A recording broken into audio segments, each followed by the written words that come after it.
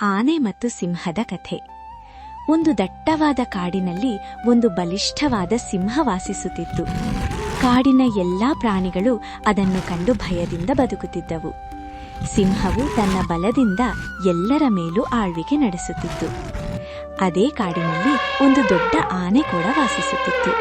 ಅದು ಶಾಂತ ಸ್ವಭಾವದದ್ದು, ಯಾರಿಗೂ ಹಾನಿ ಮಾಡುತ್ತಿರಲಿಲ್ಲ, ಎಲ್ಲಾ ಪ್ರಾಣಿಗಳಿಗೆ ಸಹಾಯ ಮಾಡುತ್ತಿತ್ತು.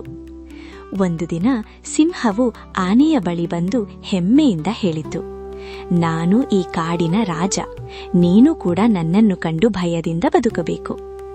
ಆನೆ ಶಾಂತವಾಗಿ ಉತ್ತರಿಸಿತು, ರಾಜನಾಗಿರೋದು ಬಲದಿಂದ ಮಾತ್ರ ಅಲ್ಲ, ದಯೆ ಮತ್ತು ಸಹಾಯದಿಂದಲೂ ಆಗುತ್ತದೆ. ಈ ಮಾತು ಕೇಳಿ ಸಿಂಹಕ್ಕೆ ಕೋಪ ಬಂತು. ನನ್ನ ಜೊತೆ ಯಾರು ಹೋಲಿಕೆ ಮಾಡುತ್ತಾರೆ ಎಂದು ಆನೆಗೆ ಸವಾಲು ಹಾಕಿತು. ಆ ಸಮಯದಲ್ಲಿ ಕಾಡಿನಲ್ಲಿ ಒಂದು ದೊಡ್ಡ ಬಿರುಗಾಳಿ ಮತ್ತು ಮಳೆ ಬಂತು. ಹಲವಾರು ಪ್ರಾಣಿಗಳು ಅಪಾಯದಲ್ಲಿ ಸಿಲುಕಿದವು.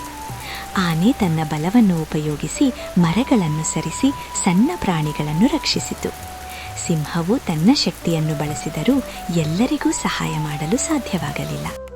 ಕೊನೆಯಲ್ಲಿ ಸಿಂಹವು ಆನೆಯ ಬಳಿಗೆ ಬಂದು ಹೇಳಿತು, ನೀನು ನಿಜವಾದ ಮಹಾನ್ ಶಕ್ತಿಶಾಲಿ.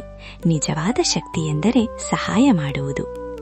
ಆ ದಿನದಿಂದ ಸಿಂಹವು ದಯೆಯ ಮಹತ್ವವನ್ನು ಅರಿತು ಎಲ್ಲಾ ಪ್ರಾಣಿಗಳನ್ನು ಪ್ರೀತಿಯಿಂದ ನೋಡಲು ಪ್ರಾರಂಭಿಸಿತು.